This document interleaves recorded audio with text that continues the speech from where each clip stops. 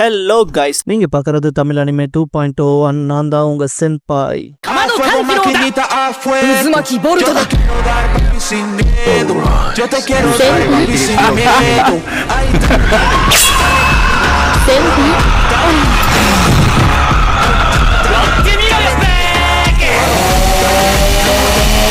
இந்த வீடியோல which had அட்டாலியரோட episode 7 பார்க்க போறோம். எடுத்ததும் ஓல்ட் ருகியா தான் அகாட்டை கூட்டிட்டு வரத காட்டுவாங்க.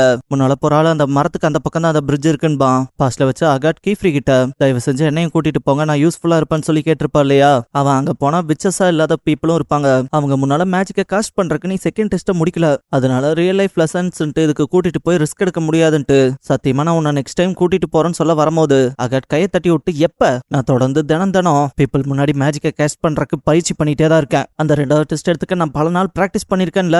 ஒரு மாஸ்டரா நீங்க உங்களோட அப்ரண்டிஸ்க்கு எக்ஸ்பீரியன்ஸை கெயின் பண்ண இருக்கிற ஆப்பர்ச்சுனிட்டிஸை தேடவே மாட்டீங்களான்பா. கீஃப்ரி இருந்தாலும் போது ஹெல்ப் கேட்டு வந்திருப்பார் இல்லையா. எதுவா இருந்தாலும் சரி முதல்ல சீக்கிரம் வாங்கன்னு கத்துவான். ஆல்ரெடியா வந்தவர் நான் அந்த பக்கம் போய் விண்டோவை எக்ஸிட்டா உருவாக்கிடுறேன், நீ அது வரைக்கும் நமக்கு தேவையான மருந்துகளையும் கருவிகளையும் தயார் பண்ணு, நேரம் அப்படியே அங்க வந்துருவியாமான்பா. கீஃப்ரி சரிங்கவும் ஓல்ட்ருகியா அகட் நீ என் கூட வான்பா. அவ ஹாப்பியா போய் விச் காஸ்டியூம் போட்டு வந்துடுறான்பா. அப்படியே மிச்சம் இருக்க 3 பொண்ணுகளும் கிளம்புவாங்க. கீஃப்ரிக்கு இதுல கொஞ்சம் கன்சர்ன் இருக்கும்.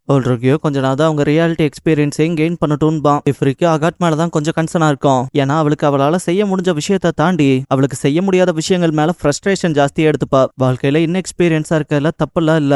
இவ இப்படி கொஞ்சம் அவசரப்பட்டு க்ரோ ஆகணும்னு நினைக்கிறதால தப்பான ஸ்டெப் இது எடுத்துருவாளோன்னு பயப்படுவான். அப்படியே பிரசன்ட்ல ஓல்ட்ருகியா குதிரையில போறப்ப திடீர்னு அது லைட்டா தடுமாறும். அதையே மழை பெஞ்சால தரைய கொஞ்சம் ஸ்டேபிளா இல்ல போலன்பா. அதுல கேரேஜ் மாட்டினதா சொல்லிருப்பாங்க இல்லையா, அது எப்படி மாட்டிருக்குன்னு நீங்களே பாருங்க. இந்த இடத்துல ஹூ இஸ் மேஜிக் ஃபார்ங்கிற இந்த எபிசோடோட டைட்டில போடுறாங்க. இங்க போனவனுக்காக வெயிட் பண்ற பீப்புள் அவன் விச்சஸை கூட்டிட்டு வந்துட்டான்ட்டு கொஞ்சம் ஹாப்பி ஆவாங்க. ஓல்ட்ருகியோ பீப்புளை டிரைவ் பண்றதுக்காக கையில அந்த ரிங் மாட்டி இருப்பான் இல்லையா, அதை அகாட் கிட்ட கொடுத்து பீப்புளை டிரைவ் பண்ணிட்டு விண்டோவை அரேஞ்ச் பண்ண ஆரம்பிப்பாரு. அகாட் என்ன இதை மட்டும் செய்ய சொல்றீங்க, நான் இதை விட பெரிய ஹெல்ப்புக்கே ஆவன்பா. ஓல்ட்ருகியோ இங்க பாரு, செய்யற விஷயம் ஒர்த்தா இருக்கான்னு பார்த்துதான் வேலை செய்யணும், உனக்கான வாய்ப்புகள் கிடைக்கிறக்கான நேரம் இருக்கு. இப்படி நீ பொறுமை இல்லாம இருக்காக தான் கீஃப்ரியே கொஞ்சம் பயந்துருப்பான் போல. ஆனா நீ இங்க யூஸ்ஃபுல்லா இருக்கணும்னு விரும்பினா மேஜிக் எதுக்காகங்கிறத முதல்ல நீ புரிஞ்சுக்கணும்பா. அகாட் மனசுக்குள்ள இவர் என்ன ஒரு அறியாம குழந்தை போல ட்ரீட் பண்றாரு, ஒரு நாள் நானும் தகுதியான வச்சுதான்ங்கிறத எல்லாத்துக்கும் காட்டுவேன்னு நினைப்பா. இதே டைம் கீஃப்ரியும் மத்த பொண்ணுகளும் வந்திருப்பாங்க. ஓல்ட்ருகியா வண்டிக்கு தாவிட்டு கீஃப்ரின் கத்தவும் அவர் வந்து கத்தியால அதை அப்படியே ஸ்பிளிட் பண்ண ஆரம்பிப்பாரு. இதை பாக்குற மக்கள் ஆத்தைய கத்தியால 2 பிரிச்சுட்டாரேன்பாங்க. டெட்டியாதான் ரொம்ப கிட்ட போகாதீங்க, சேஃப் இல்லைன்னு கத்துவா. ஓல்ட்ருகியா கிட்ட கீஃப்ரி அந்த தண்ணியை ரொம்ப கட்டுப்படுத்த முடியாம வண்டியில எத்தனை பேர் தான் இருக்காங்கன்பா. அவரும் 2 பேர் தான்ட்டு ஃபர்ஸ்ட் ஆளை காப்பாத்திருப்பாரு. கொஞ்சம் பொறுத்துக்கன்ட்டு வந்து 2வது ஆளை தூக்கிட்டு கீஃப்ரி இப்ப விடுன்பாரு. கீஃப்ரி தண்ணியை கட்டுப்படுத்துறது ரொம்ப கஷ்டம் தான், அதை நான் வெறுக்கிறேன்ட்டு அதை மொத்தமா தெறிக்க விட்டு மேல வந்திருப்பாரு. 2 பேரும் எப்படியே உயிர்களை காப்பாத்தியாச்சுன்ட்டு சந்தோஷப்படுவாங்க. அந்த குட்டி பையன் அவங்க அப்பாவை பார்த்ததும் கேரேஜ்ல இருக்க பொருட்களை பாதுகாக்க முடியாம போச்சுன்ட்டு சாரி கேட்பான். அவர் நீ உயிரோட சேஃபா இருக்கீல அது போதும்பாரு. கீஃப்ரி வரவும் அந்த ஆளு ரொம்ப நன்றிங்க, டைமுக்கு வந்து காப்பாத்துறீங்கன்பா. கீஃப்ரி எங்களால பண்ண முடிஞ்ச உதவியை பண்ணிருக்கமேனு சந்தோஷம் தான்ட்டு என்னோட அப்ரண்டிஸ் பொண்ணுங்க உங்களுக்கு ஏதாவது காயப்பட்டிருந்தா ட்ரீட் பண்ணுவாங்கன்னு சொல்லிட்டு திரும்பினா 4 பொண்ணுங்களும் அந்த கத்தியை பார்த்துட்டு இது வேற லெவல்ல இருக்குல்லன்ட்டு அட்மையர் பண்ணிட்டு இருப்பாங்க. கீஃப்ரி கிட்ட வரவும் கோகோ இது என்ன மாதிரியான கருவின்னு கேப்பா. அவன் இது ரைன் கிளீவர், இதை வச்சு கடலையே 2 பிரிக்க முடியும்பா. டெட்டியா எஜுகேஷனல் பர்பஸ்க்காக கொடுங்க, நான் கொஞ்சம் தொட்டு பாத்துக்கிறேன்பா. கீஃப்ரி இதுல பல பேட்டர்ன்ஸ் இருக்கனால தான் இந்த வேலை நடக்குது. அப்புறம் வெப்பன்ல மேஜிக் காஸ்ட் பண்ணி வச்சிருக்க பொருளை கொஞ்சம் கவனமா தான் பாத்துக்கணும்ட்டு கொடுக்க மாட்டேன்பா. டெட்டியாக்கு தான் மனசே இருக்காது. ஓல்ட்ருகியா வந்தவன் கீஃப்ரி கிட்ட நான் அப் ரிவர் போய் ஏதாவது டேமேஜ் ஆயிருக்கான்னு செக் பண்றேன்பா. கீஃப்ரி அப்ப நான் டவுன் ரிவர் போய் பாக்குறேன்பா. டக்குன்னு அவன் பக்கத்துக்கு டெட்டியாவை கூப்பிடுவோம். ஓல்ட்ருகியா ரீச்சாவை கூப்பிட்டுப்பான். போறதுக்கு முன்னால 2 பேரும் சேஃபா இருங்கன்னு சொன்னா கோகோ நாங்க பாத்துக்கிறோம்பா. ஆனா அகாட் மூஞ்சியை திருப்பிப்பா. இதுக்கப்புறம் 2 பேரும் சேர்ந்து மெடிக்கல் ஹெல்ப் பண்ணுவாங்க. அகாட் செல்ஃப் ஷூஸ் இல்லாம தானே இப்படி கஷ்டப்படுறா, அதால சீக்கிரமா கோகோ அதை சரி செஞ்சு கொடுத்தானும் நினைப்பா. அவ ட்ரீட் பண்ண ஆளு நீங்க பண்ண உதவிக்கு தேங்க்ஸ் லிட்டில் மிஸ் விச்ன்பா. அவளுக்கு அந்த வார்த்தையே பூரிப்பாயிரும். அந்த பக்கம் பார்த்தா இவங்க ட்ரேடர்ஸ் தானே, சில கார்கோஸை காப்பாத்த முடிஞ்சது, பாதிக்கு மேல கேரேஜ்லயே அடிச்சுட்டு போயச்சுன்னு சொல்லி பேசிட்டு இருக்கப்ப குஸ்தா சிலது இந்த கரையோரமா ஒதுங்கி வந்திருக்கு, தண்ணியும் பெருசா ஓட்டம் இல்லைல, நான் போய் எடுத்துட்டு வந்தறேன்ட்டு கைத்த ஒரு மரத்து மேல கட்டி கீழே இறங்குவான். அந்த பையனோட அப்பாவும் இதெல்லாம் சேஃப் இல்லடா, தயவு செஞ்சு நீ தான் வந்துட்டீல, அதுவே போதும் விட்டுரு வான்பாரு. ஆனா அந்த பையன் அதை காது கொடுத்து கேட்கறதா இருக்காது. ஏற்கனவே ஓல்ட்ருகியா இந்த தர ரொம்ப ஸ்டேபிளா இல்லாம இருக்குன்னு சொல்லியிருப்பான் இல்லையா, அதுக்கேத்த போல அங்க பிடிப்புக்கு இருந்த மரத்தோட அந்த கிரவுண்ட் ஸ்ட்ராங்கா இல்லாதனால அது அப்படியே அந்த கிரவுண்டோட சரிஞ்சிருக்கும். அந்த பையனோட அப்பால ரொம்ப வெறுத்து போயிருப்பாரு. அகாட்டும் கூட இருக்க இன்னொரு ஆளும் தான் அவரை தடுப்பாங்க. அகாட் இப்பதான் கீழே நோட் பண்ணுவா, ஒரு விச் ஹெட் கிடக்குமா, கோகோ நீ ஒன்னும் புதஞ்சு போலியன்ட்டு பார்த்தா கோகோ அந்த பக்கம் விழுந்தவ கொஞ்சம் முடியாம தான் இருப்பா. அவளுக்கு பெருசா காயம் எல்லாம் படலின்னு சொல்றப்ப சைடுல பார்த்தா அந்த பையன் கற்களுக்கு மத்தியில மாட்டின போல இருக்கும். அந்த பையனோட அப்பா இது இன்னும் முடியல, கூட தான் காப்பாத்துறதுக்கு வச்சிருக்காங்கல்லன்ட்டு அகாட் கிட்ட ஹெல்ப் கேட்பாரு. அகாட் மனசுக்குள்ள மாஸ்டர்ஸ் இப்ப யாரும் இல்ல, கூடவே அவங்கள போய் கூட்டிட்டு வரனாலும் செல்ஃப் ஷூஸ் என்கிட்ட கிடையாது. அப்புறம் கோகோ இருக்க நிலைமையும் ரொம்ப மோசமா தான் இருக்கு. இப்ப நான் யாருங்கிறத ப்ரூவ் பண்றதுக்கான நேரம்னு சொல்லிட்டு சிரிப்பா.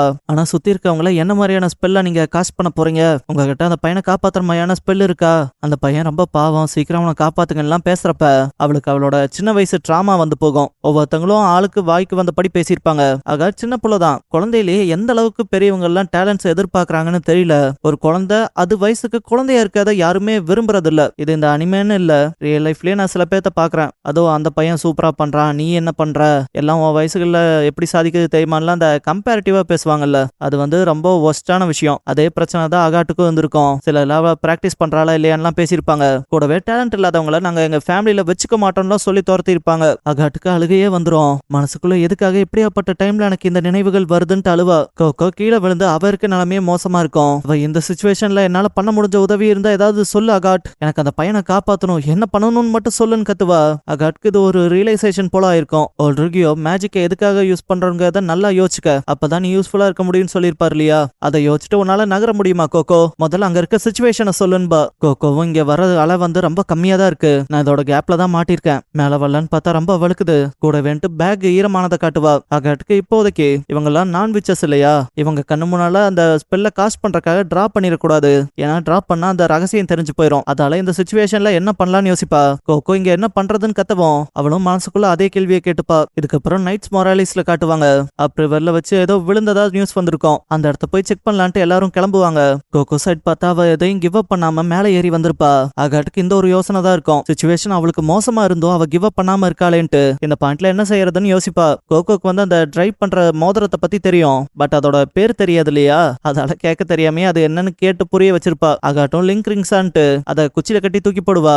கோகோ அவளோட ஸ்டஃப வந்து காய வச்சுட்டா. பாறையம் மிதக்கறக்கான மேஜிக்க பண்ண வச்சு எடுத்துட்டா. அந்த பையனை காப்பாத்தி கூட்டிட்டு வந்துடலாம்னு நினைப்பா. ஆனா இங்க நான் விச்சஸா இருக்க எல்லாத்தோட பார்வையும் அவகிட்ட தான் இருக்கும். அகாட் நமக்கு அந்த மசில் மெமரிஸ் வேணும், ஃபிங்கர்ல மேஜிக் பண்றதுக்கான காஸ்டிங் ஸ்பெல்ஸ வரையறக்கு. கோகோக்கு இந்த சிச்சுவேஷன்ல இப்படி செய்யறது கஷ்டம்ட்டு பீப்புளோட அட்டென்ஷனை தான் பக்கம் திருப்ப, நான் தான் கீஃப்ரியோட மிகச்சிறந்த அப்ரண்டிஸ், நான் உங்களுக்கு மேஜிக்கான அதிபயங்கர சக்தியை காட்ட போறேன்ட்டு கவுண்ட்லெஸ் ஆன டைம்ஸ்க்கு ஃபோக்கஸ் பண்ணி கத்து வச்சிருந்திருப்பாளே அந்த லைட் மேஜிக், அதான் இந்த இடத்துல பண்ணுவா. கோகோக்கு இந்த அளவுக்கு பிராக்டிஸ் இல்லாதனால நான் தான் அதை கையாளணும்னு நினைப்பா. அங்க வெளிச்சத்தால உருவான அந்த பறவையை பார்த்து கோகோ வாவுன்பா. அகாட் கோகோவை டக்குன்னு பண்ணுங்கவும் அவ ஏற்கனவே அந்த ஓட்டு கிழங்குல வந்து லெவிடேஷன் மேஜிக்கை யூஸ் பண்ணி கத்து வச்சிருப்பா இல்லையா, அதால இதை ஹேண்டில் பண்ண முடியும்னு நினைப்பா. பாறை கிட்ட போறப்ப முடியாட்டி என்ன பண்றது, நான் பல தடவை பிராக்டிஸ் பண்ணிருக்கேன் தான், இருந்தாலும் இந்த பாறை ரொம்ப ஸ்ட்ராங்கா ஹெவியா இருக்கும் போலேன்னு நினைப்பா. அந்த பக்கம் அந்த பையன் பார்த்தா கண்ணு முழிச்சிருப்பான். கோகோ வந்துட்டு நான் வச்சு 2 பேர் சேர்ந்து தான் கீழே வந்தோம் ஞாபகம் இருக்கான்னு கேப்பா. அந்த பையன் மேல அந்த பறவையை பார்த்ததும் நான் செத்து போயிட்டேன்னு நினைச்சங்கன்பா. கோகோ அதை என் ஃப்ரெண்டு காஸ்ட் பண்ண ஸ்பெல் தான்ட்டு, இரு ஃப்ரெண்டோட ஸ்பெல்லான்ட்டு யோசிப்பா. அகாட் கிட்ட அந்த பறவையை பார்த்தவங்க கேள்வி கேட்க ஆரம்பிச்சிருப்பாங்க, நீங்க பண்ண மேஜிக் பார்க்க அழகா தான் இருக்கு, ஆனா இந்த சிச்சுவேஷன்ல எதையும் மாத்திர போலலாம் இல்லையேன்பாங்க. அந்த பையனோட அப்பாலாம் வந்தவரு என்னன்னாவது பேசாம கீழே கூட்டிட்டு போங்க, நான் என் பையனை காப்பாத்துறதுக்கு ஏதாவது பண்றேன்னு பாரு. அவ இல்ல முடியாதுன்பா. அந்த ஆளு அப்ப சரி என் பையனை நானே கீழே இறங்கி போய் காப்பாத்திக்கிறேன்ட்டு போவான். அகாட்டுல போகாதீங்கன்ட்டு கையை நீட்டுவா. இந்த டைம்ல கோகோ அந்த பையனை காப்பாத்தி மேல பறந்து வருவா. அந்த மிதக்கிறத கண்ட்ரோல் பண்ண முடியாது இல்லையா, எனக்கு எப்படி இறங்குறதுன்னு தெரியல, யாராவது புடிங்கன்பா. அந்த பையனோட அப்பா தான் புடிச்சு காப்பாத்திருப்பான். கோகோ அந்த துணி பறந்துட்டே இருக்கும் இல்லையா, இதை ஸ்டாப் பண்ண முடியலன்ட்டு விச் க்ளோக்கு அடியில டிராப் பண்ணதை அழிக்க பாப்பா. அகாட் வந்துட்டு இதை எப்படி பண்ணிங்கவும் கோகோ நம்ம எப்படியோ சாதிச்சிட்டோம் அகாட்டுன்ட்டு இருக்கமா கட்டி பிடிச்சுப்பா. அகாட் எக்ஸாக்டா முதல்ல கீழே வச்சு என்ன பண்ணின்னு சொல்லுன்பா. கையில பார்த்தா அந்த மணல் துகள்கள் இருக்கும். கோகோ இப்பதான் சொல்லுவா, அந்த டிராகன் லேபரின்த்ல வச்சு இவங்க வால் பிரேக்கர் ஸ்பெல் பண்ணி காமிச்சிருப்பாங்க இல்லையா, கூடவே கிட்ட இருந்தவங்களுக்கும் காயம்லாம் பட்டிருக்காது, அதை தான் கோகோ இங்க எக்ஸாக்டா பயன்படுத்தி இருப்பா. கோகோ அன்னைக்கு என்னால உதவ முடியாம போச்சு, ஆனா அதை பார்த்து எக்ஸ்பீரியன்ஸ் ஆச்சுல, அது மூலமா தான் தப்பிச்சு வந்தேன், அதை நீ பண்ண அந்த பறவையை பார்க்கும் போது தான் ஞாபகம் வந்துச்சு, நீ தான் எங்களை காப்பாத்திருக்கேன்ட்டு தேங்க்யூ சொல்லுவா. அகாட் அதை நான் மாஸ்டர்ஸை வரவைக்கிறதுக்கான ஃபிளாரா தான் பயன்படுத்தினேன், கூடவே நீ நானும் ஃப்ரெண்ட்ஸ் எல்லாம் கிடையாதுன்னு கத்துவா. கோகோவோட கவனம் பூரா அந்த பையன் மேல இருக்கும். அவ எப்படியும் ரொம்ப கஷ்டப்பட்டு அந்த பையனை காப்பாத்திருப்பா இல்லையா, அதுல எனக்கு ரொம்ப சந்தோஷம். ஒரு நாள் என் அம்மாவையும் நான் இதே போல காப்பாத்துவேன், கண்டிப்பா நான் செய்வேன்பா. அகாட் கோகோன்ட்டு பார்க்கும்போது திடீர்னு இவங்கள ஒரு வெள்ளை கலர் துணிமாய்க்க விஷயம் வந்து பிடிச்சிருக்கும். கோகோக்கு இதை பத்தி தெரியாது இல்லையா.